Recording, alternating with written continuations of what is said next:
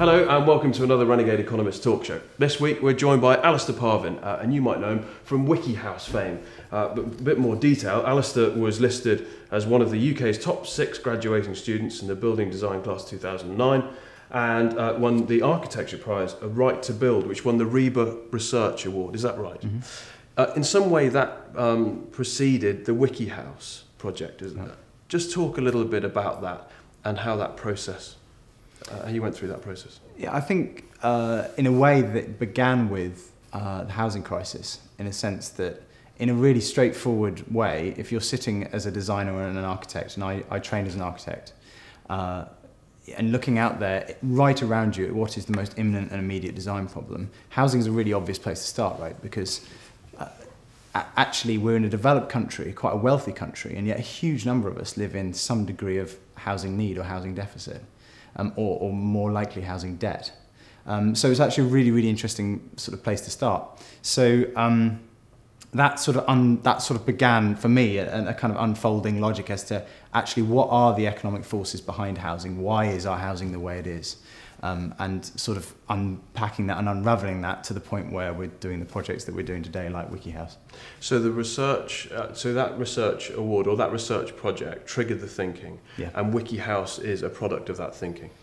WikiHouse is a product of a lot of things, but it's definitely an articulation or an action, which is, I guess it started for me trying to get more information, actually, better understand what it was that was actually shaping things and shaping the city. One thing is that as an architecture student, you pretty much never get taught anything about economics, and yet I pretty quickly realised that form follows finance. Actually, the city around us is completely shaped by the economy of real estate and so on and so forth, and that actually most of what architects were producing was actually were monopoly houses, real estate assets, and that was really interesting. Just define a monopoly house. I guess something that is what's literally being designed is actually, its fundamental purpose is actually to be an asset which you sell or rent. You know, Le Corbusier, the famous architect, said a house is a machine for living in. A few years earlier, possibly even than that, a guy called Cass Gilbert had described a skyscraper as a machine to make the land pay. And that's actually what our houses are. And they're actually designed as financial assets rather than necessarily as things to increase our economic and social and personal well-being. It is pretty obvious that the UK has become a rentier society, a rent-seeking society. When you approach that from an architect's point of view or from a design point of view, there's a clear hiatus, which is ultimately land monopoly, the mother of all monopolies. Yeah.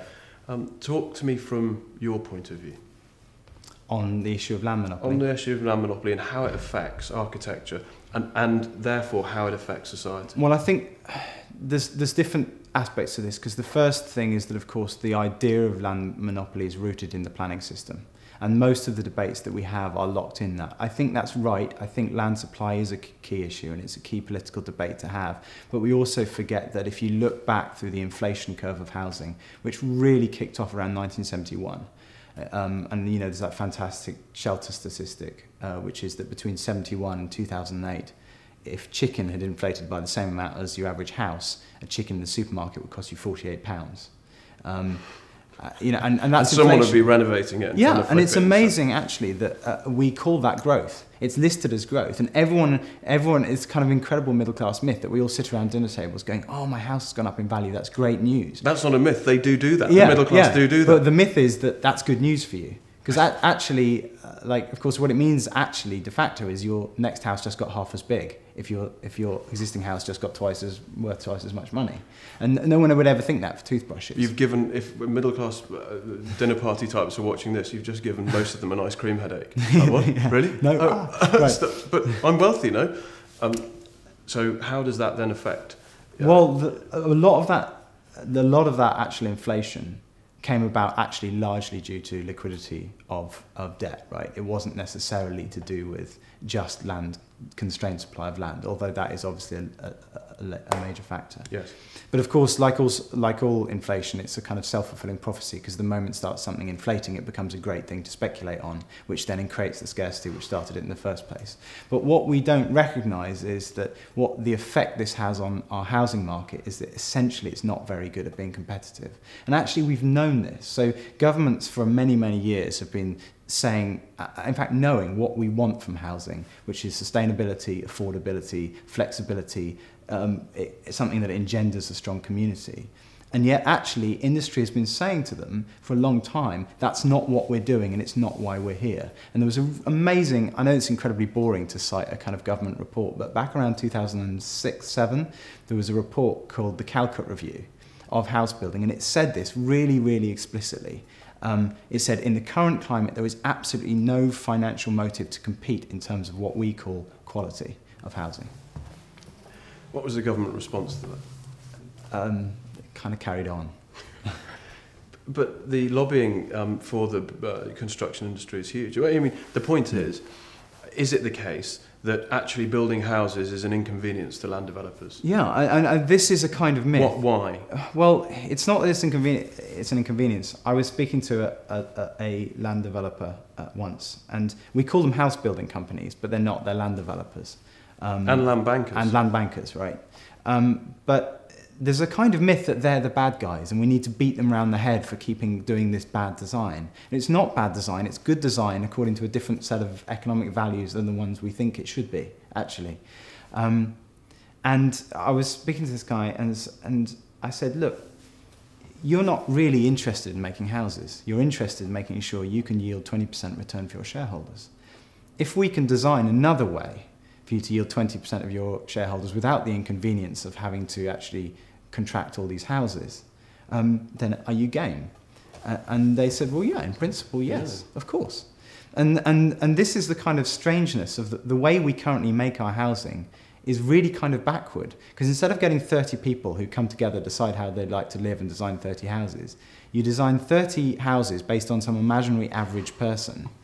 Yeah. And then you kind of ramp up the cost as much as possible in order to... And then think that economies of scale, then you can just roll this out across the country. Because, and so you were getting this bog standard housing everywhere. Which is... and we know it's a well-known statistic. At the peak of our economic prosperity, the UK was building the smallest houses in Western Europe, which is really should flip on our head our whole idea of wealth.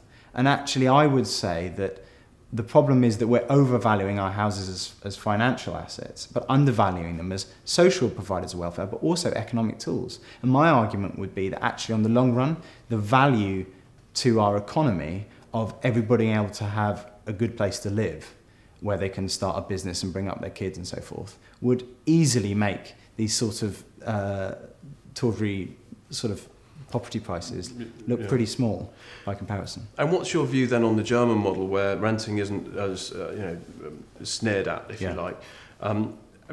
Because the other thing that we don't really talk about when it comes to renting is a mobile workforce. Yeah.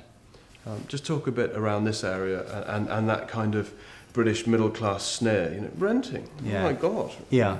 And I'm kind of always sceptical when people talk about a locked-in British cultural predisposition towards ownership. An Englishman's home's his castle. Exactly. I think to some extent we do have it, but then we've never really given it a fair test. Because for as long as we can remember, you've been in an environment where if you had this inflation going on, and who doesn't want to get on that bandwagon? No one's going to say, oh, do you know what? I think I'll keep throwing my money into this rent bin, please. So we've never really given it a fair test. But we sit here now, 2013. Mm-hmm. George Osborne's just come out and said, don't worry, everything back to normal, we're all good.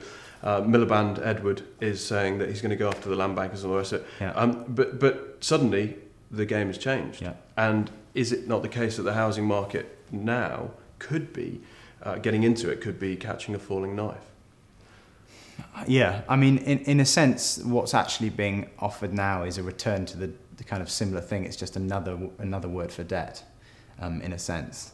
And I think there's an interesting mismatch, and obviously I've been a bit disappointed that Labour, perhaps for political reasons, have been focusing on, if you like, returning to an almost Keynesian view of top-down, we're going to build houses, because the question is still who's going to finance it, and even if you do, are they going to be the neighbourhoods you want? And then equally, the Conservatives have actually been incredibly forward sort of thinking or forward speaking about the role of self-build, or rather custom build, because the confusion of self-build is you have to build it yourself. All you have to do is sell land and houses separately, right? That's all it fundamentally is. And yet haven't really implemented any kind of strategic investment in actually scaling that and making that something which genuinely lowers thresholds of affordability and increases sustainability of neighbourhoods. Let's come on to WikiHouse. WikiHouse, one of the quotes, and correct me, but as an architecture student, you came up with this radical idea of building houses for people who could afford them, as opposed to building, the huge kind of, I don't know, mausoleums.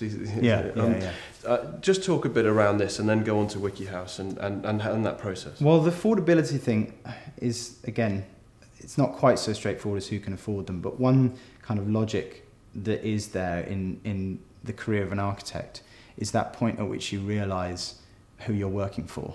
And I did this, very simple calculation where I said, okay, an architect's starting salary is something like £24,000. If I work out where in the world that puts me, it puts me in the top 1.95% of people. So given that you have to hire an architect for a good few months usually to build anything, it was pretty clear to me, actually it was kind of confirmation of what everyone knows, which is that actually architects work for wealthy individuals, corporations and the government. So if we're kind of wanting to flip out of that, this kind of challenge is, well, how do you move away from what I call a kind of burger and salad model, where you have either you're working for the bad guys and then doing some pro bono work on the side. And that's the salad. Yeah. That's the pro bono. Yeah, exactly. And the burger's the bad guy. Exactly, okay. Right. Yeah. How do you move from that kind of world to a situation where you say, actually, I just want to have a client who's 100 people with £1 rather than one person with £100? And that is a really interesting systemic challenge, because suddenly you've got to talk about scale. So, okay, if we want to somehow make this long tail, the many small people, a client and a force for development, we've got to make it easier. We've got to really lower the thresholds of difficulty, of skill, of knowledge, and in fact all the transaction costs involved in those processes to make this economically realistic. And so WikiHouse is one articulation of that, which is how do we design a system which is, yes, open source, but fundamentally is completely designed around lowering thresholds of time, cost, skill, to allow anyone to essentially, in the case of WikiHouse, download, adapt, print out, and then assemble a house which is fitted to their needs, to their site. The economics behind it, again, what we're collectively hitting against is this land price issue. And it was interesting, when we started talking, you mentioned that economics wasn't really a part of architecture courses. No, and I think it should be. Well, let's talk a bit about that, because, I mean, from my own perspective, I did a land-based degree, and the economics were done in an afternoon, right? And there's a huge blind spot on land economics, architecture, and I don't know why this is. You could get into conspiracy theory about this, right? But what's your view, and how could you change it? I think, to start with, it can look really hopeless, because as you rightly say, we're not naive about, why are they working on an open source construction system that makes it really, really easy for anyone to build their house if it's getting the land that's the problem. And that is actually true. Now, I would live in one now if I could get a piece of land in a place where I wanted one. Yeah. And I think that's completely valid, although to some extent, there's a kind of chain of events there, in the sense that the land is not nearly locked away as we think it is, maybe, because there is a lot of land which is owned by land bankers, there is a lot of land which is owned by the state. They are interested in outcomes, so if we can make it easier for them to get to the outcomes that they want through a different model, then actually that land is there. So it's not complete. That's not is quite as depressing or pessimistic as you might imagine. So the question is, we've got to design this process all the way through that makes it super easy for every participant in the system. So, you find me a planning officer who says, you know what, instead of working with one professional today, I want to work with 100 amateurs. They won't do it. Well, so don't bite your hand off. Exactly, exactly. So unless you can design a platform and a set of protocols that makes this process easy and understandable and low risk for people, that's not going to happen. So in a way, there is a follow-on agenda there, which is that actually right now with WikiHouse we're working on releasing the first sort of house type for the UK, which will get through building regulations and so on and so forth, which we can publish and say, this is how much it costs, this is how long it took to build, this is its energy performance and so on. But actually maybe it's the next step that's more interesting, where at that point we can say, if you wanted to, we could now actually get together a bunch of people who start to build as a community. So they start by building a kind of community factory on one house, and then they work together investing what's called sweat equity into sort of building a new neighbourhood development model. And then, of course, if we develop those neighbourhood development models, we can also share those for other local authorities, for other developers to say, oh yeah, that's actually a lot easier. So I'm not saying it's an easy problem. It's really, really intractable, but the second issue, the second part of the problem is the thorny bit, right? Yeah. And just clarify one thing. When you say publish, you're making this open source. You're making this available for everybody, so they can download the design of the house and go and cut it out themselves. Yeah. Is that right? Yeah. And we're really, it's partly about the intellectual property. Yeah. In a way, open license is a big part of it. So everything is published under this Creative Commons license. In a sense, that's not the bit that necessarily lowers the threshold. It's the design of the system itself that makes it, as easy to build as an IKEA kit, although that's debatable who you talk to. But, that's actually, in a way, that's a more substantive side of the openness. But yes, they both go hand in hand. And then there's another aspect to openness as well, which is, if you like, the transparency of us as an organisation, in the sense that when you make something completely open source, it gets picked up by communities of people working with you around the world. So there's now kind of loads of teams who are picking up and with us sort of tinkering with WikiHouse as a system. And so what we did a few months ago is we also made the trademark WikiHouse sort of open in a similar way to TEDx, so that others can sort of take that and kind of own a piece of it, if you like, and use that. So really thinking about, again, we're not a charity, but actually thinking about a different way of production and a different way of going to scale for this system. The irony is that what you're doing is, from an open source point of view, you're actually liquidating the IP monopoly. But the next monopoly you're hitting is land. Yeah. Now, a lot of architecture students coming out and a lot of people coming out of university now, the land monopoly question is huge because man's basic right to housing has been scuppered. We've forgotten, by the way, it's an interesting fact that the game Monopoly was actually invented as a cautionary tale. This is kind of largely forgotten. In fact, it's maybe a perfect allegory, because we got so carried away with the idea that I might win, we forget that the guarantee of the game of Monopoly is that 3 out of 4 people lose. So we've come back from hyper-individualism, and we're at a junction now where we can pick more hyper-individualism, Monopoly, and you know how it ends at family Christmas time with Monopoly, right?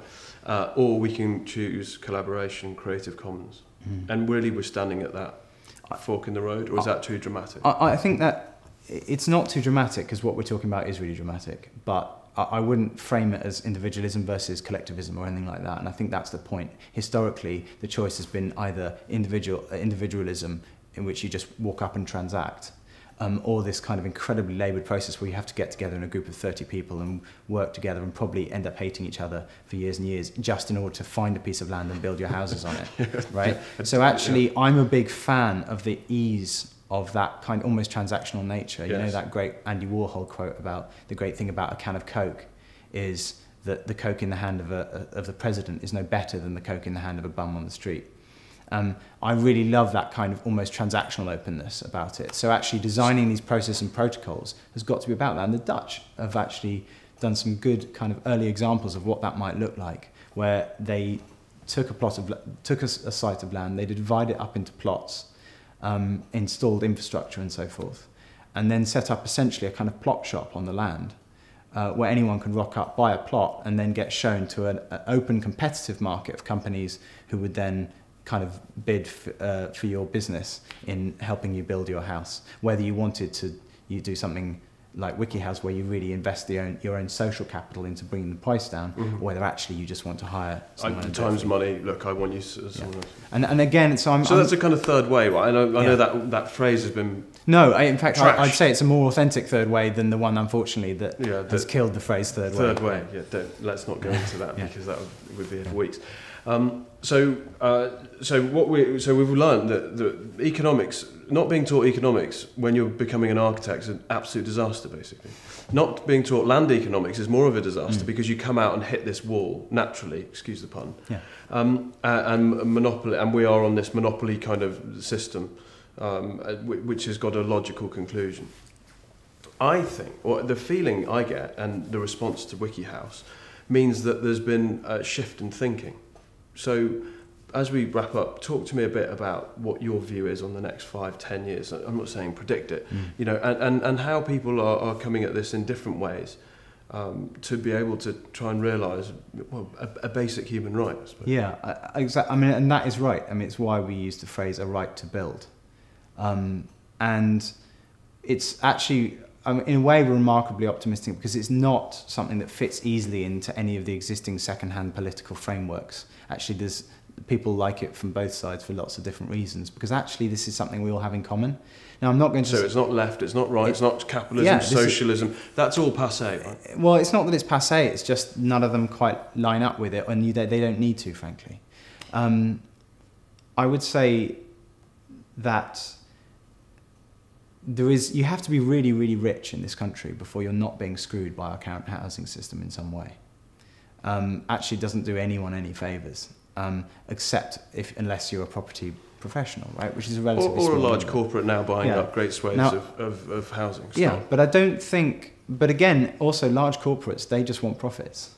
And so in a way, I'm quite keen to avoid kind of inferring a kind of revolution that requires us to kind of march on Parliament, whatever, because I don't think that's going to happen. Also, I don't think it's very likely. But as time goes on, there's inevitably going to be this greater and greater need where we're in this situation where almost everybody under the age of 50, I think I'm right in saying that over 50s own 80% of the UK's housing wealth. Yeah. So actually, just by dint of that, there's going to be a growing sense of demand and a growing sense of dissatisfaction with the current system. I hope that as designers, we can begin to show alternative modes of delivery or alternative forms of development that make it easier for other people to say, actually, could we have that instead, please? That actually raise demand, because actually if we make it easy enough for that to do, then people will turn around. If you like, it will expose those players in the market who are just there to monopolise. Fantastic. So let's end by talking about architecture, by redefining the architect. And I want to touch on something that you mentioned, which was architect as designer. So an architect is, we have that vision of an architect. And in Britain, pigeonhole, dentist, doctor, architect, we've got to get them in. Just talk a bit about an architect being a designer and rethinking the phrase architect and that example about the school bell, which I love. Yeah. I think, the first thing is that the term architect has been around a lot less long than people realise. Actually emerged, we think it's been around since ancient Rome, but really what we know as an architect emerged in the Industrial Revolution from a sort of gentleman's hobby of sort of rich young men who went around running around Italy looking at Italian architecture and thinking, we'd like some of that. And so really it's always been an art. We forgot that because, of course, during the rise of the welfare state, actually most architects were employed directly by the government in these kind of visionary, kind of large-scale, top-down, sort of one-size-fits-all housing schemes. And we know how that ended. So in a way, there's a kind of confusion, and the best thing about architecture is architects don't know what architecture is, and the worst thing is that architects don't know what architecture is. So in a way, I'm less interested in saying, am I an architect or am I not an architect, but rather stepping back and saying as a designer, what's the problem and what can we, do to be not just technologists and not just seeing ourselves as artists, but in a way to look at the idea, to answer the question of what it means to be a citizen and so on and so forth, and to talk about the broader, the kind of frame of that, and to look at the economics behind what we're doing, and to ask, and for me personally, it's how do you make yourself useful to society in some small way, some practical way. One of my all-time heroes was a guy called Cedric Price, who didn't build a lot, but he's not influential enough as an architect. And he had this great quote, which was, he said that we need to be much less interested in the design of bridges and more interested in how to get to the other side. And I think if we're asking ourselves the question, as a designer, looking at the world around me, how can I be the most useful? You actually start saying, well, how can I solve the problems? And what is even the correct problem? I mean, that's the start of it, is changing what the question is. And saying, well, what's actually the question? So the question isn't hospitals, it's health. You know, actually, in an ideal, healthy society, you build no hospitals, not more hospitals. And you're not interested in schools, you're interested in education. Right. And an example of that was the story you know, which is that 00, the studio I work with, were working with this school. And they had come to them and said, look, this is an old sort of 19th century school. The corridors are completely congested. It doesn't really work for the modern day. So what we want you to do is replan our building and spend millions of pounds doing it. And how many millions? I think 30 million. I mean, it's a typical amount, but to be honest with you, that might not be factually correct. Doesn't matter, but roughly that area. A number of millions. A number of millions, yeah. Right. They sort of thought about it, and they suggested in turn, actually, you know, don't do that. Actually, just replace the school bell with lots of small school bells that go off in different places in different times, diffuse and distribute the traffic through the corridors, and solves the same problem, but it costs you a few £1,000s. Most architects aren't paid to think like that, but actually my belief is that most architects and most designers are actually really, really good at this kind of strategic thinking. Like a lot of professions, we got caught into the idea that our purpose was to provide a particular kind of consumer product. And that took us into an environment where we were only working for the people who could afford to make that consumer product. And the profit motive took over. It must have done in some respect, and corrupted, because what you're talking about actually is citizenship, isn't it? Yeah. You're talking about health and education and smoothing the way, really, there. Yeah. That's citizenship over consumerism. It's also about what's the objective. I mean, people will be the first people to say architects are always trying to make the world better, usually in perhaps misguided ways. But it's making the world better, but you're probably not going to do it just by throwing bricks around. Actually, you've got to understand the systems and the processes behind why things are the way they are. Actually, when you step back and you start looking at what you're doing, it's not just, almost directly, if it's not just about making money, although it is important, obviously, to make a living and find a way to do that, it's not necessarily a kind of mission or a cause. We're not a charity. It's just stepping back and saying, we live in a democracy. What is the civil society and what's the civic framework that we're living in? When we talk about democracy, most of the time, you know, what most people mean is, you know, universal suffrage, an independent judiciary, and free speech generally as the kind of big cornerstones. Okay, you get movements like Occupy movement and many others talking about the fact that maybe our financial system should also be democratic as well. But actually the next layer down from that is actually stuff, you know, access to capability and stuff and the material world around us. And architecture, of course, is one of the first ways that inequality gets either locked into our environment or not.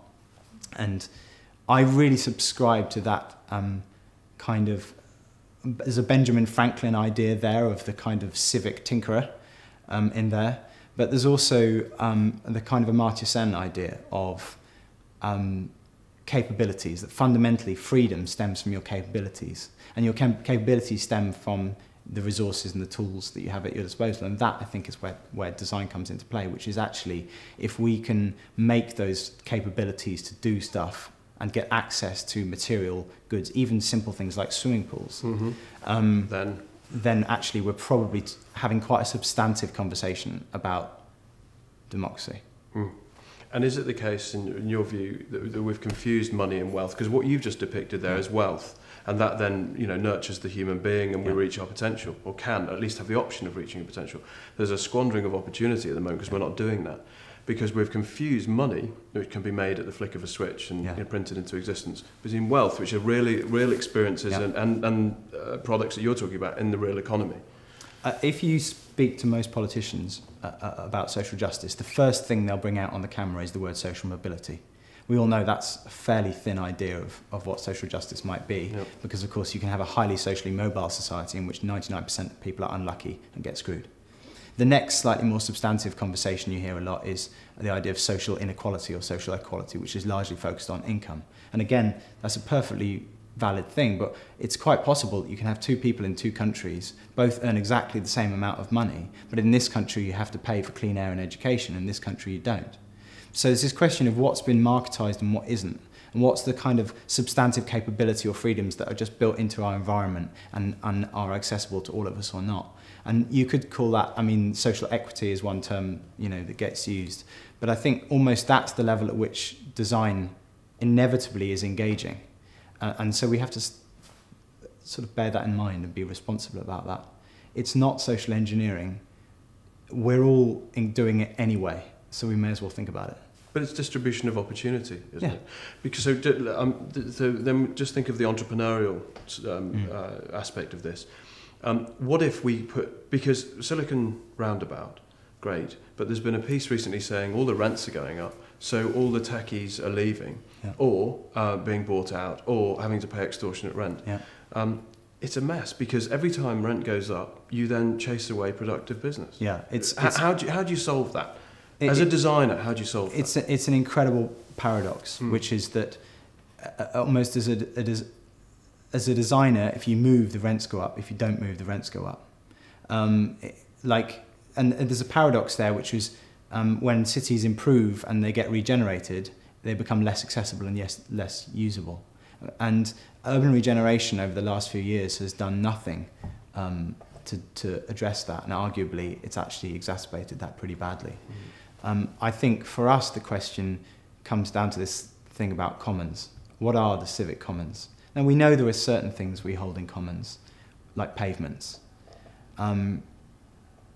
But there are also roads, and the white lines on the roads are commons. And we don't have a problem with the idea that they are core, so they are core economic infrastructure, and without them our economy, you know, couldn't function. So my question is, how much could be in the pavement? Why don't we have, for example, things like fab labs and factories in the pavement that anyone can get access to and use? At the moment, our idea of the commons is parks and roads and pavements and libraries. And we've slipped into an environment where the additional, even kind of public space, additional space to that, was increasingly in private ownership and private control. And the two activities available were drink, coffee and shop. And actually, I think what we need to begin to do is saying, okay, if rents are always going to go up in a successful city, it's kind of inevitability. The two things we can do is A, look at those rental markets and so forth to actually try and mitigate or slow that rent, to slow that inflation in rent.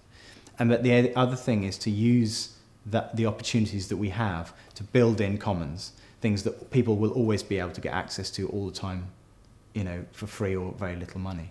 And that doesn't have to only be provided by the state, of course. And one thing I would say is a thread to everything that we're doing in our studio is kind of looking at the web and saying, how can we learn from that? And obviously, web platforms, one of their most valuable interventions is to allow peer-to-peer sharing. We see that explicitly in things like Airbnb, where you can create this kind of market for sharing house. And arguably, it makes you look at a hotel and go, why would I stay there? It's a battery farm when I can live in a 14th century castle down the road.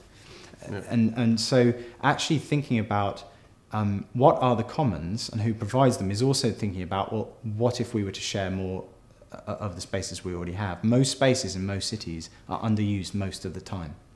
So one project we looked at was looking at this in the context of education and saying, well, actually, right now we're haggling over whether you can find the millions of pounds to build these schools, but the schools we're making are still kind of factories, these kind of cell classrooms and corridors, this cellular approach to education. And actually we said, well, what if we could unlock the latent capacity in neighbourhoods to create education spaces? And actually, then what you have to begin to think about is the platform that makes that easier, but also things like the governance around that organisation. And so starting to build whether they're co-ops or whether they're community interest companies or different forms of governance and organisation that allows a community to come together and trust each other to share those commons. Fantastic. I wish you all luck with it, and stay in touch and come back and keep us updated on progress, because it's this oblique approach that you're talking about which really excites me, because it transcends the really tired dialogue that we've heard and all the sound bites on the news and all that stuff. So I just hope that it goes beautifully, and the sense is it is, because there is a market out there for it, isn't it? I think we get offered political solutions often, and in a way politicians, they get given the constraints they get and they have to go one way or the other. The power of design is that when you really engage in the root issues, you can pull the rug out from under political problems. So it's not A or B, actually you can make that problem kind of go away. And an amazing example I saw of this once was an article that the Highways Agency said they were going to turn off the street lighting on the M4 at night because to lower the carbon imprint of the motorway. And they said, well, statistically, we know this will lead to N number of more deaths per year. That is the impossible choice which we give our politicians. Do you choose the deaths now or the deaths then? And actually, you could actually see that example as a microcosm for a lot of the political decisions that we get stuck into, and we get locked into one camp or another. And actually, a really neat design solution to that might be that you just change the bulbs to LED bulbs and get all the local farmers, help all the local farmers fund putting an anaerobic digester on their cow farms, and the energy generated from the biogas is enough to run the electricity on the motorways. And actually you've spent much less capital and you've solved your long-term problem. So I think design has the capacity not to replace politics, but to change what the constraints are. A brilliant place to finish, Alastair. Thank you so much. And please do come back and let's have another chat in another few months and see where you get to. Thanks so much. That's it for the Renegade Economist this week. Thanks to Alastair Parvin, and we'll see you all again soon. Bye-bye.